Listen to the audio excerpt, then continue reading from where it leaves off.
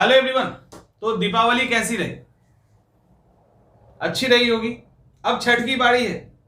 दीपावली में भी आप लोगों ने, मैंने देखा है कि दीपावली के दिन सर क्लास होगी कि नहीं, आंसर राइटिंग आ रहा है। तो ये बहुत अच्छा डेडिकेशन है। बट ये फेस्टिवल भी साल में एक ही बार आता है, तो उसको भी थोड़ा एंजॉय करना है। क्योंकि कहीं ना कहीं अभी मान लो अभी लगेगा कि नहीं छठ है, दीपावली है, अभी हमें पढ़ते रहना है, तो ठीक है अभी पढ़ते रहना है। लेकिन एक टाइम आएगा जब आपको स्ट्रेस फ्री होना पड़ेगा, उसके लिए आपको टाइम चाहिए। तो वो टाइम इसी में यूज कर लीजिए। तो फेस्टिवल का फेस्टिवल एंजॉय करना हो गया और स्ट्रेस फ्री भी हो जाइएगा। और लेकिन जितना मतलब जितने से आप फेस्टिवल को एंजॉय कर पाए उतना ही टाइम लगाइएगा, ये ध्यान रखना है। जैसे छठ का पूजा है तो शाम और सुबह वाला, तो मतलब कहने का कि ये भी ना जाए हाथ से। ऐसा ना हो कि हमने कुछ पढ़ा किया, मैंने कोई भी फेस्टिवल एंजॉय नहीं किया, ऐसा भी नहीं होना चाहिए। साथ में चलना चाहिए क्योंकि आपको चाहिए यहाँ पे इसको शांत रखने के लिए चीजें चाहिए। लेकिन ये जो एग्जाम है वो आम एग्जाम है नहीं। ये एक तरह से मतलब आम एग्जाम इस सेंस में नहीं है कि आम एग्जामिनेशन के अंदर टाइम होता है। अभी अभी तो रिजल्ट ही नहीं आया, उसके बाद तुरंत एग्जाम देना है, फिर उसके बाद एक और एग्जाम, फिर उसके बाद एक और, तो बैक टू बैक है, सोचने का मौका ही नहीं है। तो जब बैक टू बैक एग्जाम है बिल्कुल टाइट शेड्यूल के साथ, तो तरीके तो बदलने होंगे।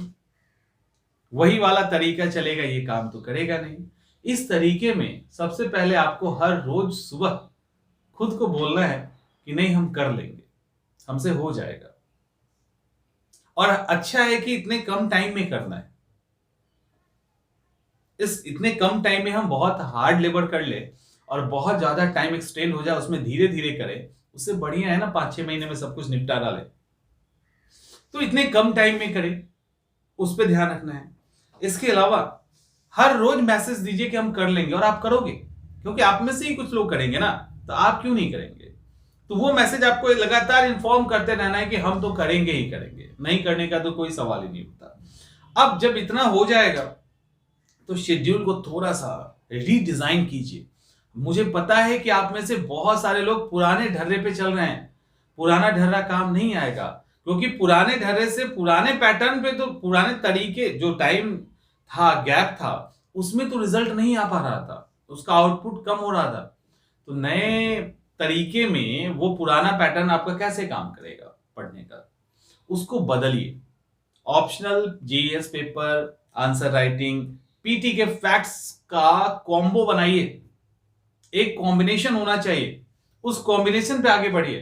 कहां से आपको पीटी कंटेंट पढ़ना है, कहां से उसको मेंस फॉर्म में पढ़ेंगे तो पीटी में भी काम आएगा और मेंस में भी काम आ जाएगा, ये आपको सीखना पड़ेगा।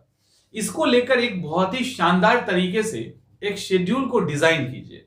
वो जो शेड्यूल डिजाइन करेंगे ना आप, वो आपको बहुत काम आने वाला है, वो बहुत काम आएगा रियली।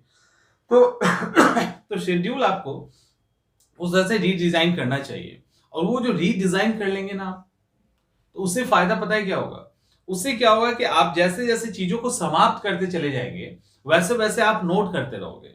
आपको पता होगा आपने यहां से ऐसे पढ़ा, इसको ऐसे पढ़ा, तो एकदम से ना पूरा एक चार्ट पेपर लेके पूरे अपने एग्जाम के पैटर्न को, उसके सिलेबस को, या उसमें जो जो पढ़ना है उसको एकदम से फैला दीजिए, किसको कैसे करना है। या आप उस चार्ट पेपर को दीवार पे चिपका दीजिए। ये बहुत जरूरी है। और आपको पता होना चाहिए कि हर रोज आप कितना आगे बढ़े। आज आपने कितना पढ़ा, कितना छूटा, फिर उसको आगे पढ़ना है। तो हर रोज आप कैसे आगे बढ़ रहे हैं, ये आपको डेली मॉनिटर करना है, डेली। क्योंकि अब यहां पे तो बात दिनों की नहीं है, बात तो घंटों की आ गई। अब बात दिनों में नहीं है, बात घंटों में है। आप समझिए इस बात को। और ये वो टाइम है जब कभी एग्जाम देने जाते हैं तो क्या सिचुएशन होता है, दिसंबर में एग्जाम है, अभी अक्टूबर समाप्त हो गया, नवंबर आ गया। अब मतलब क्या, मतलब उस सुपरफास्ट मोड में है। और उसके बाद फिर प्रीलिम्स है, उसके बाद फिर मेंस होगा। तो मतलब अब ये समझ में आ रहा है, ये आपको एकदम से डिजाइन करना होगा ऐसे कि मेंस के बाद अगर 10 दिन बाद भी पीटी हो तो आप करंट अफेयर्स करके चले जाए। पीटी के 2 महीने बाद भी मेंस हो तो आप आसानी से कर ले।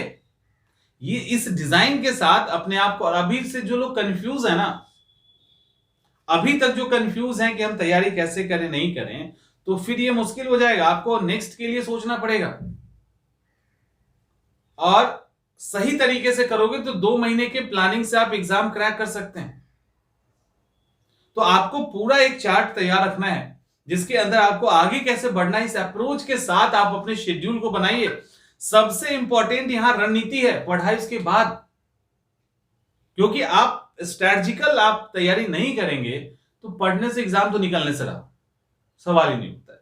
तो स्ट्रैटेजिकल आपको मजबूत होना होगा, वो आपको मजबूत होना ही होना है। तो अपने अकॉर्डिंग, वो भी अपने अकॉर्डिंग आप तैयार कीजिए, वो नहीं किसी का कॉपी पेस्ट नहीं करना। यानी मैंने अभी ये बता दिया आपको यही करना है, नहीं इस तरह से करना वो अलग बात है, लेकिन वो आपके नेचर के अकॉर्डिंग होना चाहिए। दिन में जगना है, उल्लू की तरह रात में पढ़ना है, या सुबह मॉर्निंग उठ के ब्रह्म वेला में पढ़ना है, वो आप पे डिपेंड करता है कैसे क्या करना चाहते हैं। लेकिन जैसे जो करना चाहते हैं शेड्यूल, टाइट शेड्यूल के साथ आप कीजिए, वो सबसे जरूरी है। अगर नहीं बन पाए आपसे शेड्यूल आपका, तब बताइएगा, क्योंकि उसमें बहुत टाइम लगेगा। अगर नहीं बन पाए, दिक्कत हो तो बोलिएगा, हम वो शेड्यूल आपके लिए एक बना के दे देंगे। बट अभी कोशिश कीजिए खुद से बनाने का। मिलते हैं अगले वीडियो में।